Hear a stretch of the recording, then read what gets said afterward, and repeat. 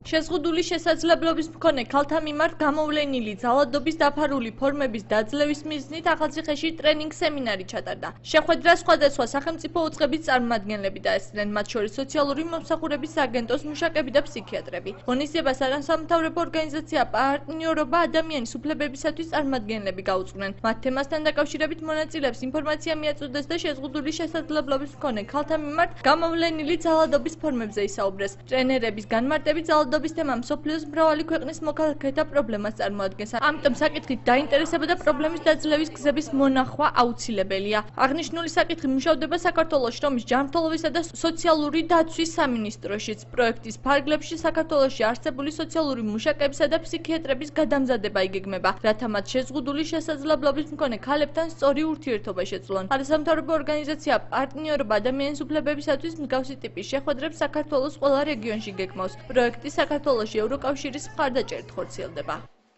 საქართველოს აიღო ძალიან სერიოზული ვალდებულებები გაეროსთან. დაახლოებით წელიწად ნახევარში ჩვენ გვიწევს გაეროში ანგარიშის წარდგენა იმის შესახებ თუ რა განხორციელდა.